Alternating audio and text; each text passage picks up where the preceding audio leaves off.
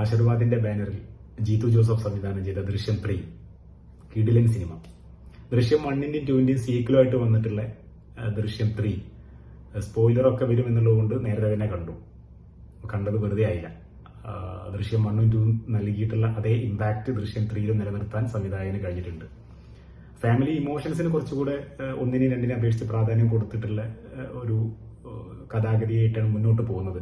അത് ഇതിന്റെ പ്രൊമോഷൻ ഷോയിലും പ്രൊമോഷൻ വീഡിയോസിലും ഒക്കെ ജീത്തു ജോസഫ് പറഞ്ഞ പോലെ തന്നെ ഫാമിലികളുടെ ഒരു ഇമോഷനാണ്. പക്ഷെ എപ്പോഴൊക്കെ അത് ഫാമിലി മാത്രമായിട്ട് പോകുന്ന ഒരു സമയത്ത് ഡൗൺ ആവുന്നുണ്ടോ അപ്പോഴൊക്കെ സിനിമ ലിഫ്റ്റ് ചെയ്യാന് അനിൽ ജോൺസന്റെ മ്യൂസിക് സഹായിക്കുന്നുണ്ട്. വിനായകന്റെ എഡിറ്റും സതീഷ് കുറുപ്പിന്റെ ഛായാഗ്രഹണവും സൂപ്പറായിട്ടുണ്ട്. ദൃശ്യം 1 കണ്ടപ്പോൾ നമുക്ക് അന്ന് തോന്നിയിട്ടുള്ളത് ആദ്യത്തെ ഒരു 20 മിനിറ്റൊക്കെ ഒരു മേക്കിംഗ് കുറച്ചൊരു ഡൗൺ ആയിരുന്നു. ജീത്തു ജോസഫിന്റെ മുൻകാല ചിത്രങ്ങളെ പോലെ അല്ലാതെ ഒരു സീരിയൽ ലെവലിൽ ഒരു 10-15 മിനിറ്റൊക്കെ തോന്നിയിരുന്നു. പക്ഷെ ദൃശ്യം 3യിലേക്ക് വരുമ്പോൾ പക്കാ സിനിമാറ്റിക് ഫീലിംഗ് ആണ് തോന്നിയിട്ടുള്ളത്.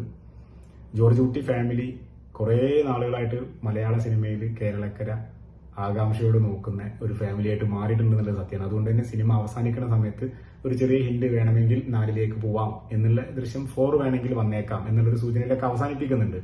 ദൃശ്യം 3 കണ്ടു കഴിഞ്ഞപ്പോൾ തോന്നിയിട്ടുള്ളത് വൃത്തിയിൽ അവസാനിപ്പിച്ചിട്ടുണ്ട്. ഇനിയൊരു 4ന് വേണ്ടി അത് എടുക്കാതിരിക്കുന്നതായിരിക്കും ഉചിതം. അങ്ങനെ വരികയാണെങ്കിൽ അത് അത്രയും നല്ല കഥാഗതിയും സന്ദർഭങ്ങളും ഉൾക്കൊള്ളിച്ചുകൊണ്ടിട്ടുള്ള സിനിമയായിരിക്കുമ്പോൾ മാത്രമേ ദൃശ്യം 3 തന്നെ ഒരു കാഴ്ച അനുഭവം സമ്മാനിക്കുകയുള്ളൂ.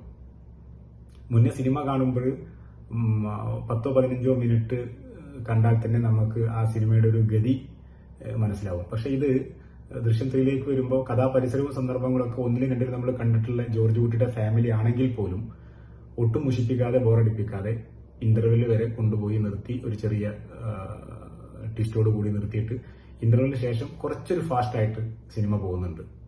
അതുകൊണ്ട് തന്നെ ഒട്ടും ലാഗടിക്കാതെ കാണാവുന്ന ഒരു സിനിമയാണ്.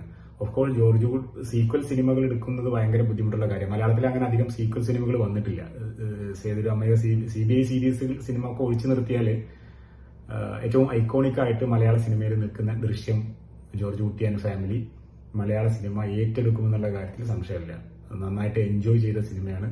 കാണാത്തവരുണ്ടെങ്കിൽ കാണാൻ അഭിപ്രായം പറയാം. Thank you.